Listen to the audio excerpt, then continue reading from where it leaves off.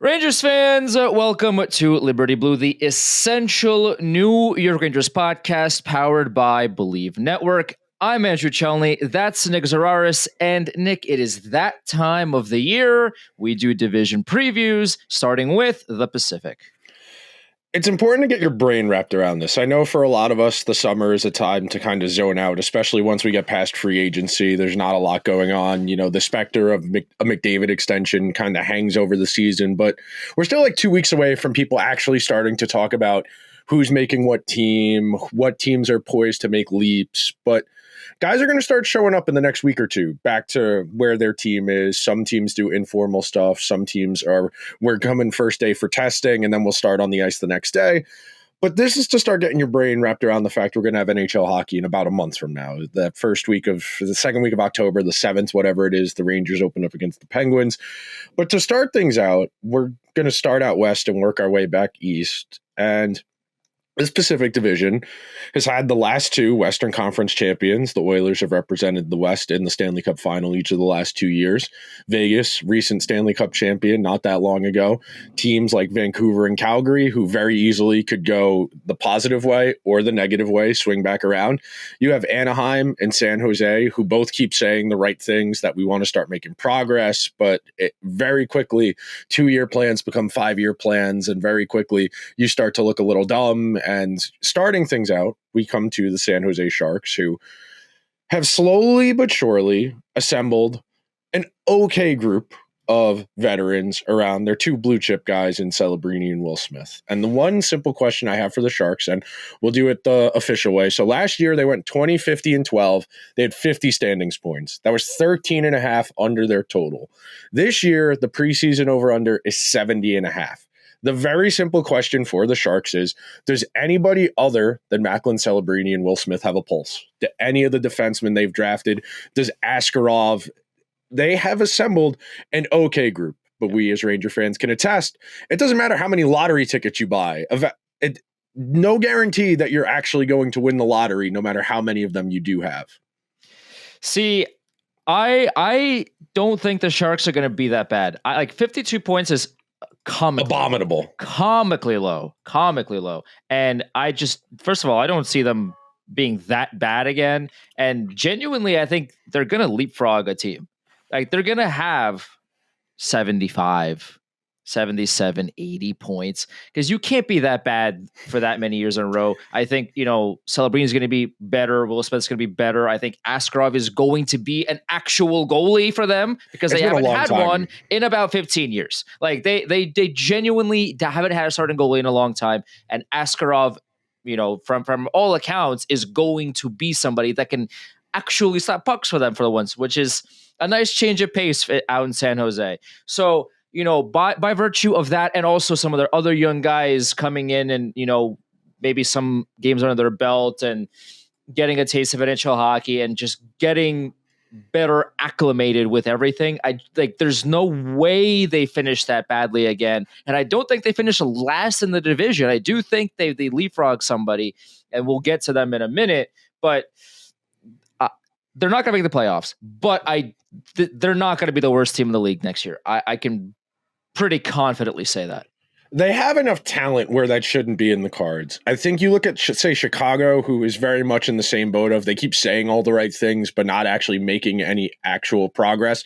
And Chicago's Connor Bedard and 11 guys. Like, all due respect to Ryan Donato, who had a nice season last year, but that's Connor Bedard and 11 guys. And I'll say this real quick. The Sharks have, at least amongst the veteran guys, Toffoli, Jeff Skinner, Dmitry Orlov, they've assembled basically a slightly worse version of what the Ducks have done, where you have your 2 or 3 blue chip young guys, and then you supplement that. They added Kreider this past summer, but Killorn, Ryan Strome, Frank Vetrano. And that's kind of like the way I think about it when you're one of those teams. And I said the same thing. Well, I will say the same thing about Calgary when we get there. Those are kind of your floor. You get a couple of those veteran guys, playoff experience, decent counting stats on bad teams. That's kind of to establish, okay, we won't be a joke. We're not going to be an atrocious hockey team. And then it becomes incumbent upon your young guys to kind of fill in that gap, to help make that leap. I think this is something the Devils, for lack of a better word, probably should have tried to do a little bit better than just say Andre Palat and Dougie Hamilton. Don't get me wrong, I like Dougie Hamilton a lot. He's been very good for them when he's been healthy. He doesn't stay healthy enough, but that's kind of your insurance policy, for lack of a better word. Because if your kids stink, or if they're not developed, or they just don't have it, I mean, we're 2 years removed from them load managing Leo Carlsson, who only played like 40, 50 games as a rookie because he was making the leap from the Swedish Elite League to the National, and that's a big leap on your body. But the Sharks have enough where they should not be the worst team in the league. They should not be in the Gavin McKenna sweepstakes, unless they actively choose to. If we get to February and they're 10 points back of the last playoff spot and they want to trade Jeff Skinner, Orlov, Ferraro, if they want to do that, then I think that's a different conversation. But there's enough talent here where they should be actively trying to win as many games as possible. And of course, the players are going to do that. Sure. But we're talking about philosophically here, that the Sharks' goal now is see where your young guys are at, and how do we get to, say, where the Ducks are right now? The Ducks we'll get to in a little bit, but the Ducks are about 15 points back of the last playoff spot. The Sharks were 45 points back of the last playoff spot. Can you make some incremental progress so that if we get to a push comes to shove situation, you don't need to make a crazy leap? And that we'll get to the Ducks in 1 second. We have the Kraken in between them. But that's kind of the goal here for teams like San Jose, Chicago. You don't need to make the playoffs, especially, this is like the first real year of this team with all those young pieces together. Now it's, okay, we are an actual NHL team. We are not actively tanking. What do we have, and then what do we still need? That's what this year is for San Jose. The biggest difference for them, too, is last year, before the season even started, they knew they weren't going to be remotely close to the playoffs. They knew they were going to be one of the worst teams in the league heading into the year. They played 82 games because that was on their schedule, and they had to play 82 games. I'm sure if management, didn't, the revenue for every game is nice, but as a tongue-in-cheek way of saying, the Sharks knew they weren't going to be good and they wanted to sim the season. Like, that's what they wanted to do. This year they probably won't make the playoffs, but they're at least going to be way more competitive. Like, this is not going to be the team that we watched because it was funny. Remember a couple of years ago, we were watching them lose like 10-2 every night because it was like, oh my God, they're so bad that I cannot stop watching this team. Like, this is not the same Sharks anymore. They're going to be competitive. They're going to beat some good teams. Like, I don't have the schedule for me, but like in December, they're going to beat Vegas. They're going to beat, they might beat Florida, right? Like they might get these like quote unquote shocking wins under their belt and get some confidence going and get that ball rolling as to, okay, we can, like, before we didn't stand a chance. And now we're battling these teams. We're sneaking in some wins against these teams, like just getting the building blocks of what makes a playoff team. And they don't have it this year, but they're going to be way better for sure. No, and the last thing on the Sharks before we move on to the Kraken, they need defensemen. That's kind of the biggest hole on this team. When you look, like, the forward group, it's respectable. It's not awful, but the defense is not great. And they're going to be asking a lot of Askarov. They have Nedeljkovic, who's about as replacement level a backup goalie as it gets. But the Sharks should take some steps. And speaking of taking some steps, I have no idea where the steps the Kraken are on are going. They're on a stairway. I can tell you, they're going backwards. Those are the steps they're taking. They're retracing their steps, if you will. So the thing about Seattle, and I don't even need to really like stretch your imagination to understand the comparison I'm about to make. The Kraken are exactly what happens when you sim your seasons in the EA Sports NHL franchise. You sign the two best free agents that are there, and we know great players don't get to NHL free agency. You have to overpay them because it's their one chance to get paid. And really quickly, you end up with a team of second and third liners. Vince Dunn's a star, I would say. Joey Daccord is an upper half goalie in the NHL. Matty Beniers had a nice year 2 years ago, but on this team, there's not a lot to be excited about or frankly even interesting in. It's not like, San Jose, Celebrini, Will Smith, William Eklund. It's not like the Ducks with Gauthier, Leo Carlsson, Bennett Sinecki, all those guys. this is just a bunch of guys. Like, I like Brandon Montour, but he's not a Sure. bell cow for number one guy on a good team. Chandler Stevenson, that contract was one of the worst in the league the second it got signed. The Kraken don't have a whole lot. Last year, they went significantly under, if I remember correctly. Yeah, their over-under preseason last year was 87.5. They finished with 76 points. This year, 78.5. The question is very straightforward. Do Shane Wright and Matty Beniers have anything, or is this just going to be a team of replacement level and slightly better guys? And look, I will say this in their defense. The one year they made the playoffs and they beat Colorado, they had a team of 4 second lines and they beat Colorado. It's just there is not enough dynamic ability in this lineup to win consistently. Yeah, there's not a huge fall off line 1 to line 4. You don't have any explosive players. You don't have any elite talent. Again, Vince Dunn's pretty good. Joey Decourt is fine. But beyond those guys, there's not a lot here to be juiced up about. And barring Shane Wright or Matty Beniers taking a pretty significant leap, this is going to be a very average 80-ish point hockey team. I think Seattle is going to finish last. I think San Jose is going to finish above them, and I think Seattle is going to be dead last in the Pacific. I have no idea what their vision is, and I don't think Seattle does either. They are signing guys for the sake of signing guys. They gave, to go back, like Ranger Centric podcast, they gave Ryan Lindgren a 4-year deal after watching everything that happened last season. Yeah, last couple of years, sure. But even if you want to narrow it down to just last season, the Seattle Kraken watched what he did last season on the Rangers, and then he got traded to Colorado, which is supposedly, like a haven for these types of players who can rebound and do better. And he was still really, really bad on Colorado. And then they looked around and said, wait, but he's a locker room guy. He's tough. We should give him a 4-year contract. Listen, I'm super happy for Ryan Lindgren. He got his bag. He's going to live in Seattle. It's going to be great for him. He's going to have a great time, and I hope he does really well. But if you look at Seattle's roster, oh my God, why did you do that? If you're Seattle, why did you give him that contract? And that that kind of represents the vibe of the entire team. Oh my God, why did you give Chandler Stevenson that contract? Oh my God, like what is the plan here for if you're just to not be awful? I think that's really all they want. And that's why, that's why Ron Francis made himself the president and brought in a GM to kind of, I don't want to say kick the can or give someone else the responsibility, but that's kind of the vision here. Like, you got a first-time NHL team owner. You have a general manager, Ron Francis, a lot of experience, long tenure in Carolina, decorated Hall of Famer as a player, and you can sell your owner. And this is why free agency is dangerous. Because you can talk, it's grocery shopping hungry, the metaphor we use all the time.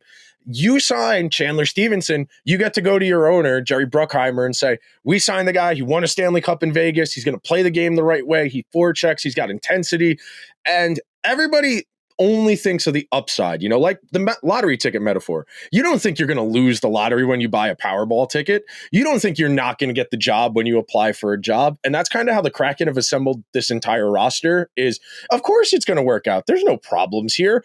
And they're fine, but they're not good. They're definitely not good. No. And that's the thing too, is they in just a few short years, because this is like year 3 of them being horrifically mid, is they have very quickly speed ran the ability to build a team that is not terrible, but not good.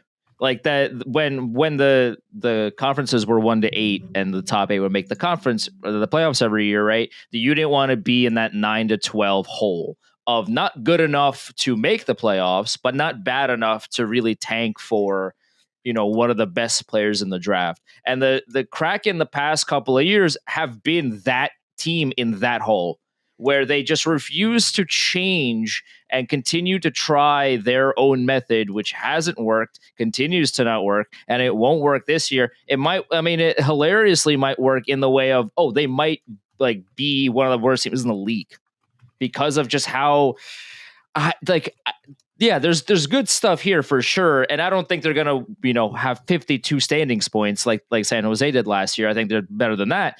But you're telling me that you're gonna look at this team and they're gonna win 47 games, 48 games, 50 games with this roster? I mean, if you like, you Okay, try to tell me a Andrew? bridge next, I don't know what to tell you. I didn't know Lane Lambert was the Kraken coach. I'm going to be honest with you. I had to Google and see who their coach was because I couldn't think. I was like, they fired the Flyers guy. Yeah, And then they fired Dan Bilsma. Yeah. And then 3 coaches in 3 years is kind of rough because, like, we'll talk about the Bruins in a few weeks, but, like, it's the same. What do you expect them to do? Like, what did you expect Jim Montgomery to do last year? What did you expect Dan Bilsma to do last year? That team was remarkably unimpressive. Speaking of remarkably unimpressive, we come to the Anaheim Ducks and Pat Verbeek, who seems to be the first call Chris Drury has anytime he needs to get rid of someone or make someone disappear. They are close enough that they should be in the mix. I'm not saying make the playoffs, but they can do what Calgary did last year. They can be the first team out. And again, that's not a high expectation, but for the Ducks, who haven't been to the playoffs since pre-pandemic, for the Ducks who have drafted in the top 10 for 6 years now, it's time for rubber to hit the road, for lack of a better word. And and Pat Verbeek has done an okay job. I mean, the Trouba stuff, ridiculous, taking on that contract without getting an asset in return for taking that on. But I understand what they're doing. You know, we were saying this before about San Jose. You got to have those veterans to kind of hold the floor so you're not the Sharks. And that was the logic behind signing Strome, Vetrano, Alex Killorn, guys. A lot of playoff experience. You know, Vetrano had the 135 goal season, something to feel good about. But now it's time for these guys, whether you want to talk about Gauthier, who they got for Drysdale, if you want to talk about Bennett Sinecki, if you want to talk about any of the guys, Leo Carlson, any of the young guys they've drafted, that is entirely the room here. You know, we were talking about how San Jose goes from where they are to where they want to be. It's the young guys. For Anaheim, you know, they got like 7 or 8 guys in this lineup who they've all drafted in the top 10 or so, or acquired via trade, were drafted in the top 10. And that's your ceiling. You know, if any of those guys hit, okay, we're not an 80-point team. We're an 85-point team. If 2 or 3 of them hit, okay, we're a 90-point team. You got Dostal, who's one of the better young goalies in the NHL, something to feel good about as well. You have the Quenneville thing, which may or may not be weird for a little while. It's kind of a curiosity to see how guys who are out of the game for a while come back in, and if it hit the ground running or if it kind of falls apart. He lasted longer than Mike Babcock in Columbus. I'll give him that. But until the games actually start being played, we will see if he's a great coach, why wouldn't you want him thing still works after several years away from the game. But the Ducks have an opportunity here. Like you said, this division isn't great. You've got a mushy middle in Calgary, Vancouver. You can beat up on the Sharks. If you think you're better than them, you should be better than Seattle. You're not that much less talented than the Kings. There is room here if the Ducks have a good season. I'm going to take it one step further. This is probably my first bold prediction for the season. They finished 3rd. Yeah. I think they finished 3rd in the division. I really like Lukas Dostal. I really like him as a goalie. And one of my bold predictions for this year is that he's a Vezina finalist. I think he does what Lundqvist did in like the early years of his career in like 2008, where the team was miserable, like just like very not, you know, like not really anything to speak of, but because he played so well, he essentially carried them to the playoffs. Like that's what I think could happen in Anaheim. Also, like the roster isn't bad by any means, especially, you know, you add Kreider, who didn't have a great year last year, but he's still 20 tucks. Terrible year, still had 20 goals. Right. Like he's gonna be somebody that provides a whole lot of offense for them, and they needed it. And you know, like their other guys are going to step up, and I like Mintyukov on the blue line. I like Lacombe. I like Zellweger. Like these are guys that are going to take the next step. Dostal, I predict, is going to have a great year, and the Pacific Division just isn't very good, man. It's not good. That 3rd spot is there for someone to take it, and I think Anaheim with Dostal playing well, maybe Kreider bounces back and he scores 28 or something like that. Maybe he actually gets a couple of assists this year, you know, adds to his point total. I think this team can make the playoffs. I think they finished 3rd, man. Like they're I think people are going to sleep on them. They went 35, 37, and 10 last year. They finished with 80. They cleared their over-under by 10. Their over-under this year is only 81.5. And it's very straightforward. If their young guys hit, they will be in the mix. You know, Calgary last year, very unremarkable roster, but Dustin Wolf was good enough that he kept them in the mix. I mean, 96 points. The Flames only finished 5 back of the last playoff spot in the West, and they were pretty good last year. For what they were, the talent they had, and we'll get to the Flames in a little bit, there was enough there that you could feel, okay. And I think Vancouver and Calgary are very much in the same boat where if things go well, they're very much going to stay in the mix. But if they go poorly, it could be very bad like it did for Vancouver last year. And that brings us to the Canucks. Last year, they went 38, 30, and 14, 90 standings points. They were under their over-under by 9.5. Their over-under this year is 89.5. And the question I have is very straightforward. What Elias Pettersson are you going to get? Are you going to get the fringe Hart Trophy guy who's 100 points and a Selke contender? Or are you getting 30 goals and 15 assists and whatever the hell happened on that team last year that they traded JT Miller? I mean, there is enough at the top end of that roster between him, Hughes, Demko, Besser. There's enough there that they should be in the mix. New coach, you got the Quinn Hughes thing kind of lingering around of, is he going to extend here? That's more of a next year problem because he's got 2 years left. Sure. But they're in a really weird spot. Last year, 2 years ago, I should say now, wow, excuse me, they should have beat Edmonton. I'll be honest with you in the second round. They were up 3-2. They had a lead. They lost in overtime twice in that series. They really could have made some noise that year, and it just didn't come together for them. Now, it sounds weird to say about a team that made the playoffs once. It kind of feels like they missed their boat. You lost JT Miller, you lost Bo Horvat. Those are two top 50, 60 players in the entire league. Yeah, you got Pettersson, who I still think is a good player, and you still got Hughes, who's probably the best defenseman in the world. Can Demko stay healthy? Is Evander Kane going to give you 25 goals? Can Hedl stay healthy? I mean, they're penciling Hedl in to be their second line center this year. Yeah. Can he stay healthy and do that? If he stays healthy, okay. If Demko stays healthy, okay. But as we talk about a lot with the Rangers, the more ifs you add to that sentence, the harder it is for that sentence to become a reality. And I just don't really see a vision here for them to make the playoffs. In the mix, sure. I think they'll hang around. They'll be close to what they were last year. Probably not as bad of a bottom as it was at points last year. But this team doesn't have enough talent. It's lacking up front. It's lacking on the back end. And Demko, for as good as he is, he does not stay healthy. Yeah, I have them sixth in my preview. Yeah. I mean, you can interchange Calgary and Vancouver. Like if you want to say Vancouver, edges them out by a point or two, like I can see that. It's kind of, they're both of them are going to miss the playoffs, I think. So it doesn't really matter in the whole grand scheme of things. But yeah, there's so many questions with this team that they're a roster where if everything goes well for them, they make the playoffs. But as you know, in pro sports, everything never goes exactly the way that you want it to go and the way that you envision it to go. And I just think, Demko's injury history is scary. I think Philip Hedl's injury history is scary. And if Hedl goes down and if Demko goes down, well, then who do you have? You don't have anybody remotely close that is capable of replacing those guys, right? Like, right now, Daily Faceoff has Atu Rati as their third line center. You're telling me that if Hedl goes down with an injury, that Rati is going to be a capable second line center? I don't see that happening, right? Even their blue line is like, okay, well, Hughes and Hronek are Hronek was not all that terrific, but Quinn Hughes is obviously, a Norris candidate every year. After that, though, Pettersson's fine. Yeah, Marcus Pettersson's okay. fine. He's okay. He's fine. But like overall, this blue line reminds me a lot of the Rangers blue line in that, oh my God, they have a great player. They now have, a good pairing, and they have, a smattering of other okay players. If like one player goes down, it's GG's. Like it's over. Like this blue line is bad.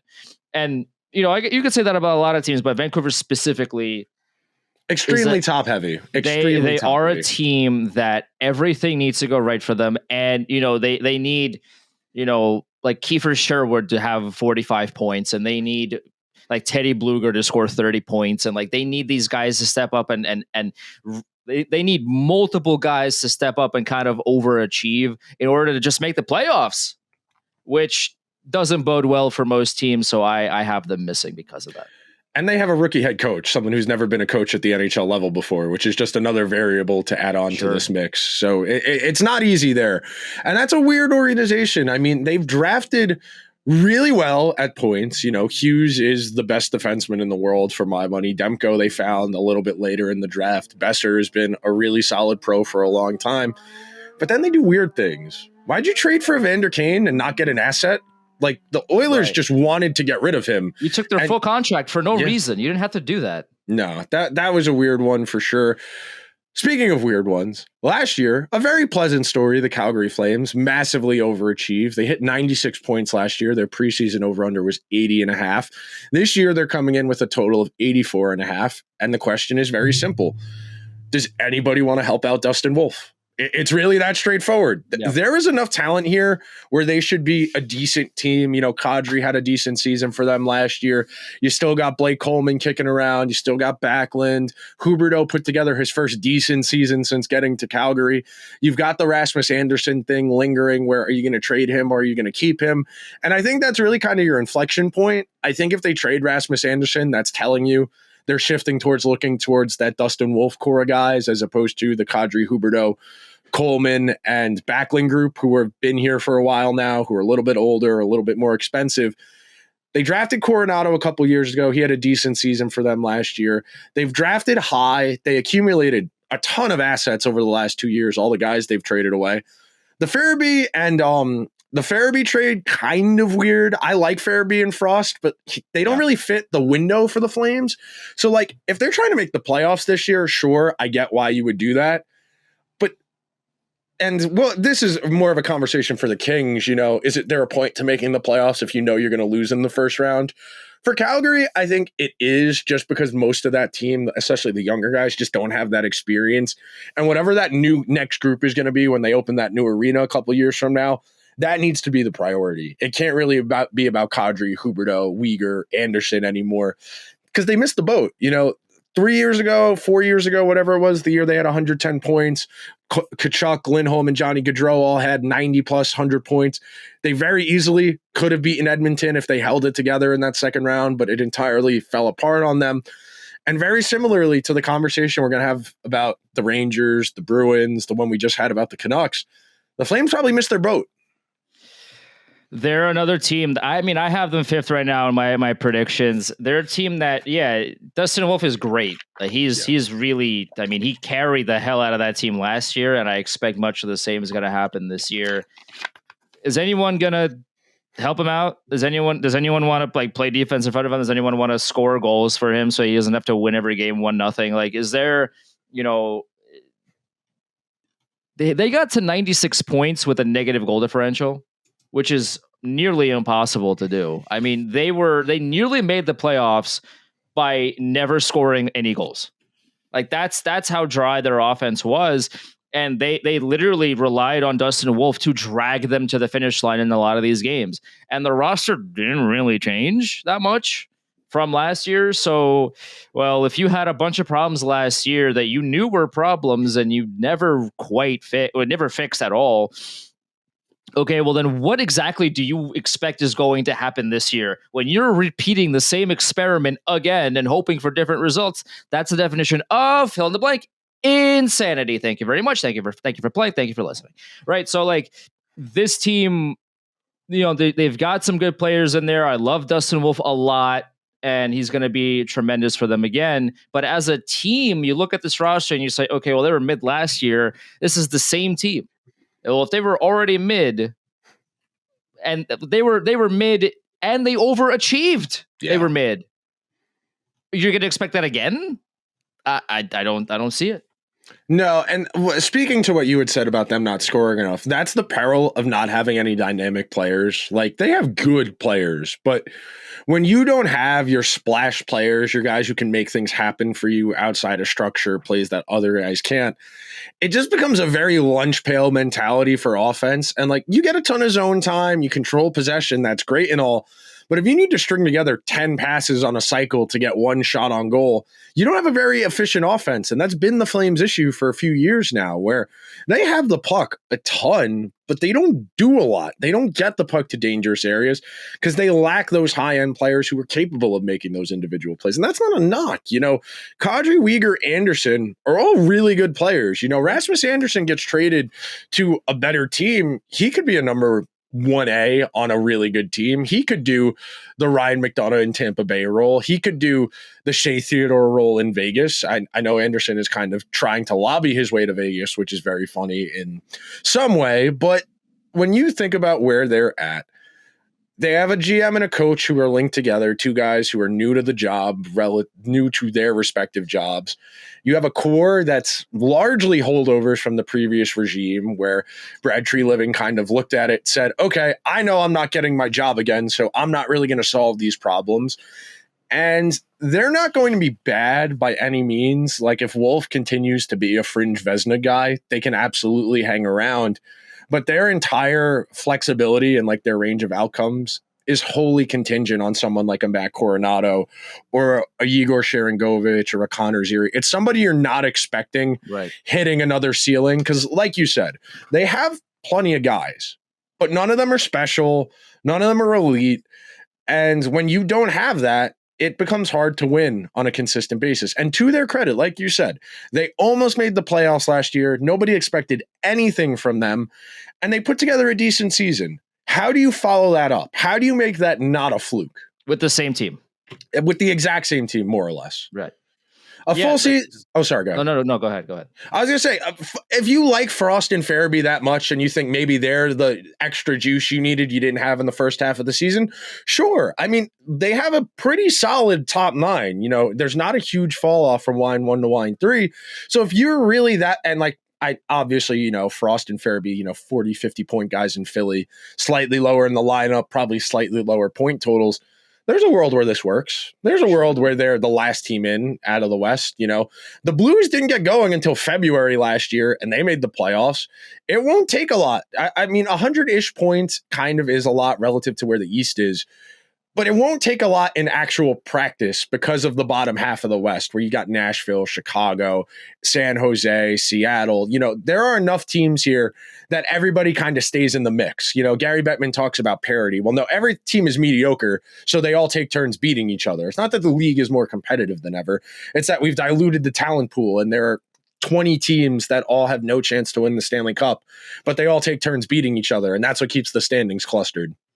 Yeah, it's one of those things where, and like Matt Coronado, I think is going to be even better. Like he had 47 points last year. I think he's going to be a solid player for Calgary. I think maybe we should be highlighting that Coronado is going to be a good player for them. But like the third line of Farabee, Frost, and Sharangovich, I think would be a great third line if the top 6 were better. Of course. If it was, if they had Huberdeau, like if they had Florida's Huberdeau, then I look at this roster and go, okay, like their third line is solid, and they have, Zeri's going to make a step, and Coronado's going to make a step, and like all these guys are going to do well, and like this is going to be a playoff team. But as currently constructed, this team just doesn't have the guy. They don't have that guy to kind of mask a lot of deficiencies with this roster, which is why I'm just kind of like cold on them. They're gonna have some surprises. I think they're gonna, they're not gonna be the worst team in the league for sure, but they're gonna be in that 9 to 12 mix of they're not going to make it, but they're also not bad. So they're gonna hang around. They might get close. They might go on like a 6-game winning streak in like February, like leading up to the deadline, where everybody goes, "Oh my God, wait, is Calgary gonna make it?" And then they like lose the next 4, then it's over. I mean, that's kind of what happened last year. They kept hanging around. Everybody kept waiting for them to die off, and they just kept a relatively steady pace for most of the year, where if they have, 3 games go the other way, they make the playoffs. When you're in that fringe, the 9 to 12 or whatever we're calling that now, 5 to 8 in your division, it doesn't take a lot to hang around. We keep citing, the Rangers win 3 more games last year. They make the playoffs, and they were an atrocity for 2 months. It's really not that hard to make the playoffs if you have. Say that again? Not just 2 months. Well, they were the worst team in the league for a month and a half. Yeah. It was. They were. They were a miserable team. Everything went so miserably for them, and they still almost made the playoffs. Like that's how. Like that. If that was like objectively, that's really funny. Yes, a mediocre league, very, very unserious, especially at the bottom half. Really makes you wonder, by the way, like Buffalo, what you doing? What you doing over there? Well, the Paculas are going to win Penn State a hockey national title, and that's a lot easier because nobody spends money in college hockey. So if you spend $15 million, you can basically have an AHL team in college because nobody spends money. So I think Terry and Kim have realized the path to sports immortality is not through the Bills and their kid's pretty good at tennis. Yeah, Jessica's not bad. She's not bad. That brings us to a team that has been in the Stanley Cup Final each of the last 2 years that really effectively dicked around the entire regular season last year. And once they realized they had enough points banked up by late January that they could play 500 hockey the rest of the way, they never really turned it on. I kept waiting for them to rattle off, 7 out of 10, 8 out of 10, McDavid to have one of those 20 points in 8 games pockets. And it never really came together for them last year. It was a lot more defense. It was a lot more, we're fine. We don't really need to push. Their power play went from 5th 2 years ago to 11th. Their penalty kill went from top 10 to 15th. Skinner and Pickard put together the worst regular season goalie stats of any team to make the Stanley Cup Final in 20 years. The power play should be better. They changed the power play coach, healthy Zach Hyman. You're hopefully healthy McDavid. McDavid missed 10 games last year, a couple injuries, a suspension. Draisaitl arguably should have won the Hart Trophy last year. We know what this team is. It's a matter of if they get hot at the right time. I mean, they were a buzzsaw in the West. After Bouchard scored that goal in Game 3 of the first round against the Kings, and then they just went on that crazy heater. I mean, they beat Vegas and Dallas in 5 games a pop. They got to the Stanley Cup Final in 16 games. Yeah. And then the wheels came off because they just didn't have the depth Florida did. And the question I have written down for them is, how do you survive the brain drain? They have lost so many guys over the last few years. Connor Brown, Corey Perry, Warren Fogle, Ryan McLeod, Dylan Holloway, Philip Broberg. You lose all those guys. Adam Henrique is really old now. Ryan Nugent-Hopkins doesn't seem to have the juice anymore. This is really reminiscent of those 2016 to 2019 Oiler teams where it was really just McDavid, Draisaitl, and whatever stupid decision Peter Chiarelli made, whether it was Zach Kassian, Milan Lucic, whatever. And look, Hyman is better than any forward who was on those teams. Their defense should arguably be pretty good. Ekholm, Bouchard, full season of Jake Wallman. Brett Kulak played the best hockey of his life last year on that third pair. It's really simple. If they make the playoffs again, which they should, who's scoring the goals? Because that became the issue both of the times against Florida. After McDavid and Draisaitl, where is the offense coming from? And for 3 rounds last year, they were getting it up and down the lineup. All 4 of their forward lines had even goal differentials, even or better goal differentials through the Western Conference Finals. Through that Game 5 against Dallas, they won. Every single line had a positive goal share. And then in the final, McDavid got outscored by 4, Draisaitl got outscored by 3, and the bottom 6 got smoked. Where is the offense coming from? And can you get hot at the right time for a 3rd year in a row? It's those miles accumulate. And at some point, the wheels will come off for Ekholm, for Hyman, for Nugent-Hopkins. I think they already have for Nugent-Hopkins and Adam Henrique. But eventually, and not very far from now, Ekholm and Hyman probably too. And then you're basically starting over at that point.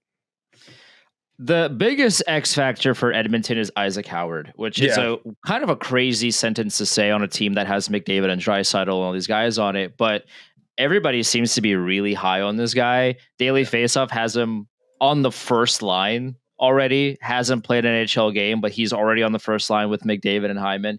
And by all accounts, he's going to be a good player. So if he does hit the kind of metrics that people are expecting him to get, I think that is going to add a fresh layer of offense, and hopefully he plays defense as well. I would hope him. I would expect every forward to play at least try to play some defense as well. But he's going to at least at the very minimum add some offense to this team that could definitely use some guys that aren't McDavid and not Draisaitl to add to that. Of course, Hyman's going to. Of course, Mangiapane and as you said, RNH is going to. But Colson, who was going to Russia, and then he got to Edmonton and was like, wait, hold on. Here I am. I'm playing well again. Here we go, right? So hopefully he continues that for if you're an Oilers fan. So are they going to have a goalie or what? Are they gonna train for a goalie? Are they gonna because I have them right now winning the Pacific, kind of as a virtue of nobody else in the Pacific I think is going to take it from Edmonton. I think even with Vegas getting Marner, I think there's going to be some growing pains there, and we'll talk about them in a minute. But I think the Oilers do win the division. The question becomes, okay, well, you won it. Now what? Are you going to have a goalie that is going to stop shots in the playoffs? Are you going to have guys, is Trent Frederick going to score that tying goal in game 6 to push you over the edge? Are you like the guys that you're counting on? Can they do it? Those are the questions that you have to ask if you're an Oilers exec, if you're an Oilers fan. Yeah, this is good. This is going to be a great regular season team. They're going to win a bunch of games. Yeah, it's exhausting going to back-to-back finals and losing both times. It's exhausting if you're Florida and you won them. Yeah. If you lose them mentally, it is a drag. And that's another, question mark that you have to ask yourself is, games 1 through 82, they're probably going to be a pretty solid team. Game 83 on, that, obviously come deadline, they're going to change the roster up a bit, whatever. But as currently constructed, you go into game 83 and you're like, so now what? Are they gonna do it, or what's going on? So here's what I'll say as far as goalie goes. Stan Bowman has been very adamant, and I don't necessarily agree with him, but I can understand why he's saying they didn't feel any of the goalies available were significant enough of an upgrade to warrant reconstructing the roster, because they're paying Skinner and Pickard combined like $2.5, maybe even less than $3 million. And let's say they wanted to do John Gibson. Well, they would have needed to commit $6.5 million to the goalie position. And they were already over the cap when the summer started. They had to get rid of Evander Kane. They had to get rid of Victor Arvidsson. They had to turn O'Reilly into Ike Howard just to get money and to get guys in here. If you wanted to, I don't think, and they did ask if Adam Henrique would agree to get traded anywhere. He told them no.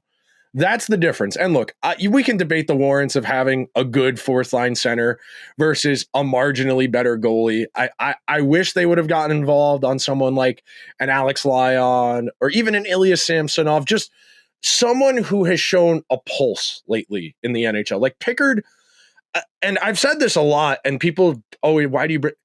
Calvin Pickard was in Europe for a year and a half, came back, was in the AHL, and Jack Campbell falling apart is the only reason Calvin Pickard ever got back to the NHL.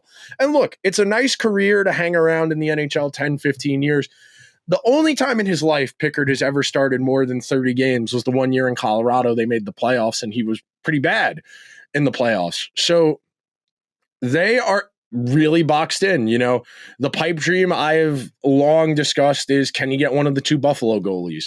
Can you get one of these prospect goalies? Tarasov ultimately went to Florida, but that's what you're going to need to do if you're the Oilers and you want to upgrade that position. Of the 32 teams last year, the 17 most common of those 32 teams, the starter was drafted by them. 17 out of 32 teams last year, the goalie who started the most games for them was drafted originally by that team.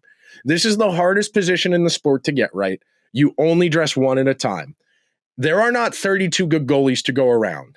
Some teams have a good starter and a good backup, which makes it even harder to get a good starter. The Oilers are going to run into this next summer because Skinner's going to get to unrestricted free agency. And if Stan Bowman going to Seattle, baby, of course. If Stan Bowman tries to give Stuart Skinner, the 5x6 or the 6x5, there will be a riot. There will be a genuine uproar. And look, the McDavid thing is significantly more important than getting the goalie taken care of next year. But this team almost certainly has missed its best chance to win a Stanley Cup, just based on the way math works. To make the final 2 years in a row is really improbable when you shake it all out in the way it goes. They actively said, we don't think the difference between John Gibson and Stuart Skinner is enough to justify trading away one of our forwards. We would rather try and outscore our problems. And the other point there, before we wrap up on Edmonton, they were more of a defensive team last year than they have been historically. And some of that was by virtue of the personnel. Some of that was by virtue of guys just having down years. McDavid still had 100 points, but people were actively kind of disappointed that he wasn't his usual Hart Trophy self, as opposed to just a top 5 counting stat player in the world. The Oilers should make the playoffs. They should be able to beat who they play in the first round. And then it's a matter of, do they get hot at the right time for the 3rd straight year? That brings us to the LA Kings, who the Oilers have beaten in the playoffs 4 straight years now. The Kings, who signed Tanner Jeannot, who signed Cody Ceci, who signed Brian Dumoulin, Corey Perry. I do not know what's going on here. I'm just going to be very candid and very frank with you. Like, I get it. Ken Holland came in. I want to make a splash. I want to bring some guys in. But, like, you lost to Edmonton in the playoffs for a fourth straight time. More likely than not, you're going to play them again in the first round this upcoming season.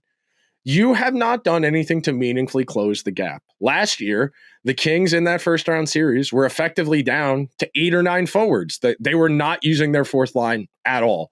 They weren't playing Jordan Spence for whatever reason in those high leverage situations. He was only getting, 10, 11 minutes a game, and they were effectively running 4 or 5 defensemen.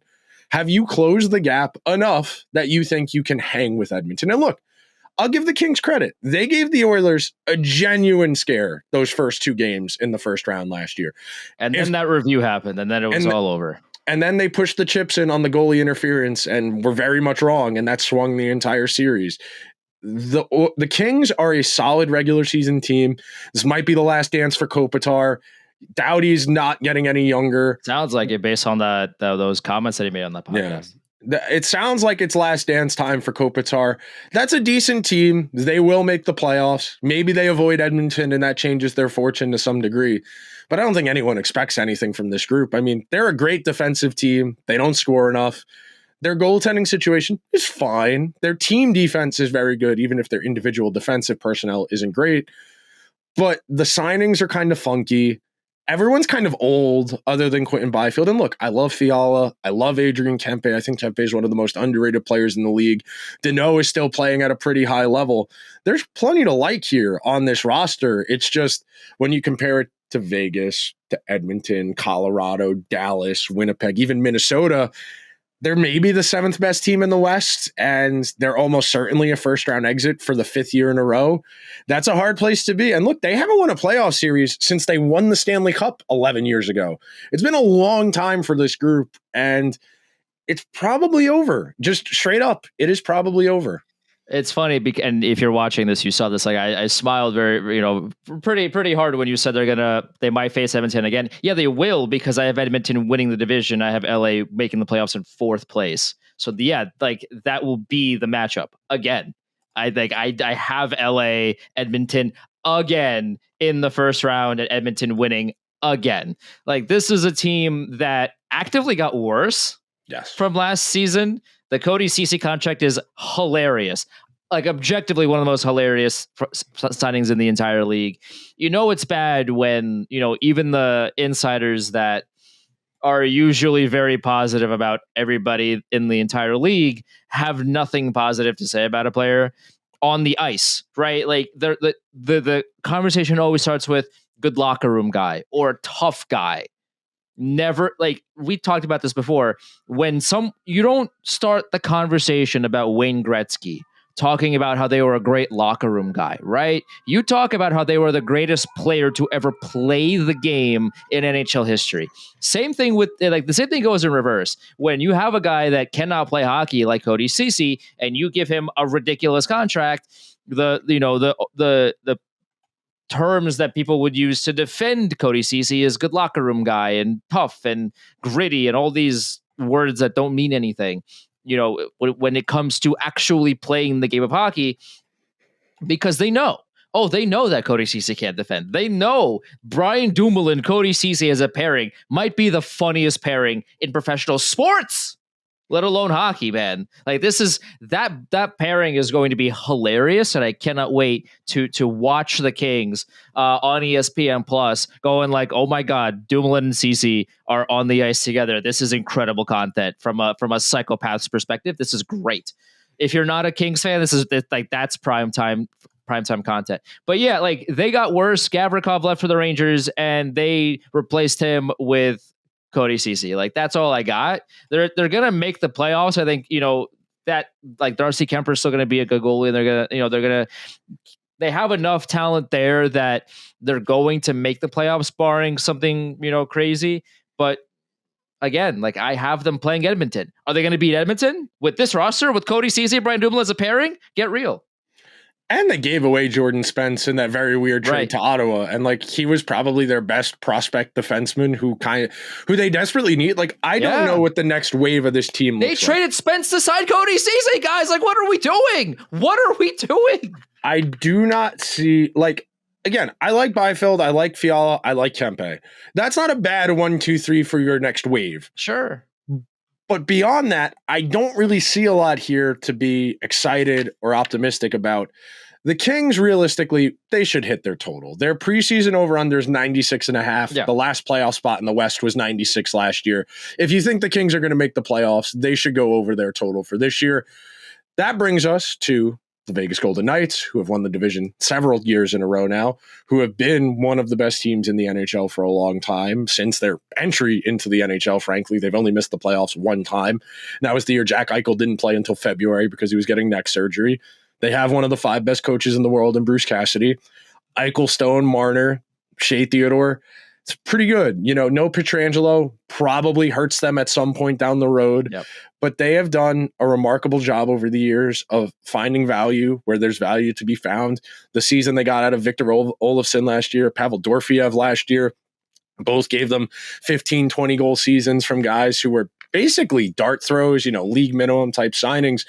For Vegas, it's really simple. Can you score enough in the playoffs? And that's been their undoing each of the last 2 years.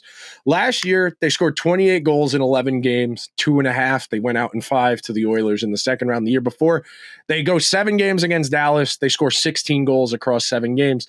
And this is the peril of being a defense-first team.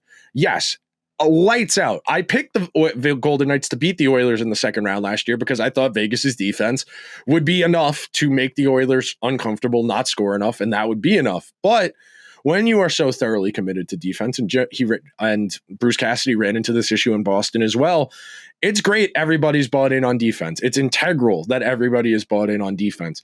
But are you conceding too much creatively offense-wise when you are such a defense-first team? And the thing I would point to as kind of my evidence, for lack of a better word, you go and look at just where the point totals are on this team. Eichel hit 90 points for, I think, the second time in his career last year. After him, the next closest guy only has 60-something. They don't put up a ton of points. 94, 67, 61, 57, 52, and you get to Dorofeyev. There's just not a lot of offense here. 2 30-goal guys, 3 20-goal guys, a couple in the teens, but they don't score a whole lot. And that's fine in the regular season. Vegas is one of the most talented rosters in the NHL. But when you get to a series against a against a Dallas, against a Colorado, an Edmonton, you're going to need to score. And that's been their issue since they won the Stanley Cup. And I will cite my favorite stat ever. 99 to 66. They scored 2/3 of the goals at 5-on-5 on their way to winning the Stanley Cup. The talent is here. Can everything line up for them? Can they maybe get a slightly easier draw wherever you want to put them, whether you have them winning the division or in the 2-3? You get a slightly easier draw. You maybe avoid Edmonton or Dallas until a little bit later. This is a really good team. I could easily see this team winning the Stanley Cup if everything shakes out right for them. Will they score enough to win a Stanley Cup? And of course, the lowest hanging fruit here, which I have to make the joke out of, is so Marner, you couldn't score in the playoffs, so you trade for Mitch Marner, who famously scores a lot in the playoffs. And now that we've all said this, now that we've all handshaken and okay, the joke's over. All right, here we go. Mitch Marner's obviously going to make this team better. I'm very interested in seeing how he performs in the playoffs this year. Because now, everybody knows what happened in Toronto. Everybody knows. Also, by the way, him talking about how people were doxing his address. Hey, don't do that. Hey, I know you're mad that you lost a bunch of money on DraftKings. Hey, don't do that and call the number. How about you focus on yourself before you put somebody else's life in danger? What can we listen? We all have our favorite players. We all have players that, we don't like on our teams or what have you. There's in no world should you be doxing players' addresses, their personal details. Hey, don't do that. Don't be weird. Don't be a loser. Please don't do that. Come on, guys. It's such a ridiculous thing that I have to say out loud, but if you're doing that, or if you're thinking about doing that, maybe get some help. But, that aside, Mitch Marner is going to make the Golden Knights better. This team is, I think they're going to finish second in the division, only because I think they might get up to a slow start. They might, have some dips here and there. Their scoring might take a couple of hits, and that might be enough for Edmonton to kind of edge out the number one spot from them. But they're going to be right there. And, I'm not the biggest fan of their blue line now, minus Pietrangelo, with Jeremy Lauzon in there as he's not the Pietrangelo replacement, but on paper you minus Pietrangelo and you plus Lauzon, and then that's your blue line. So immediately it is going to not be as good. Alex Pietrangelo was good, and Lauzon is one of the players in the league. So by default, that blue line is going to get worse.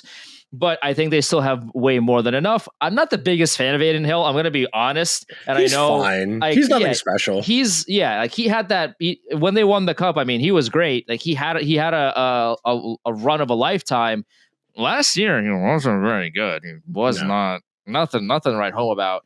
So, they're going to be good. They're going to be right there, but they do have some problems, and they have a lot of question marks going forward.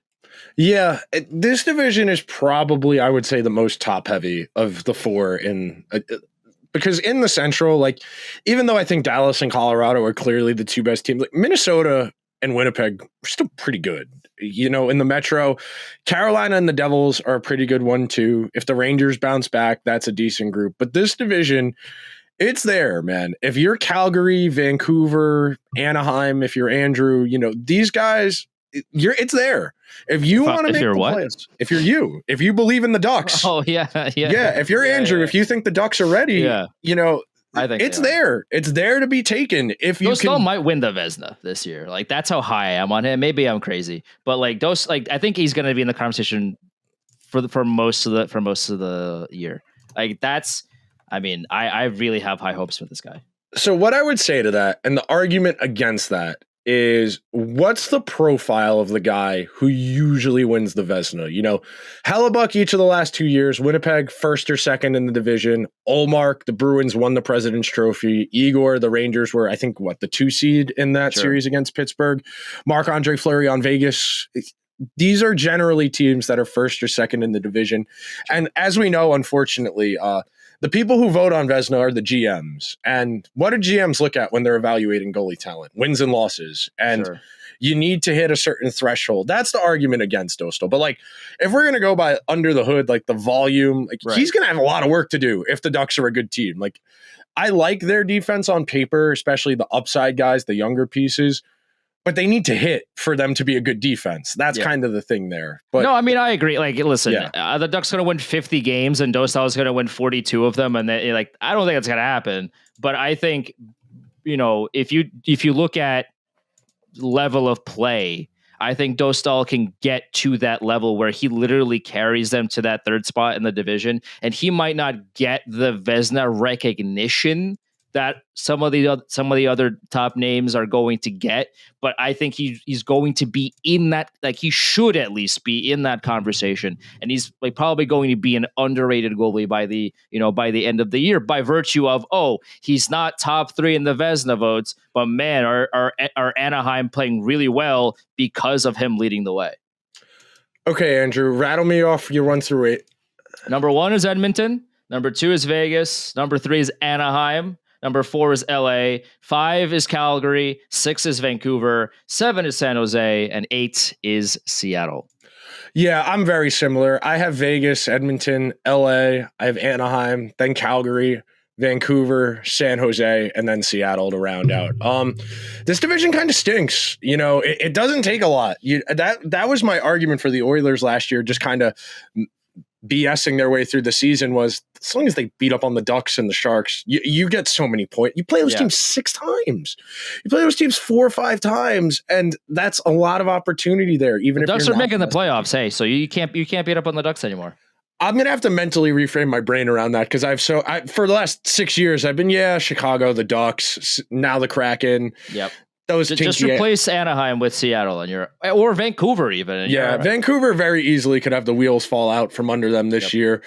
Next week, we'll hit the Central. We'll make fun of Barry Trotz a little bit to start the show, because Nashville, good Lord, what is that team doing? We'll talk to you guys next week. Later.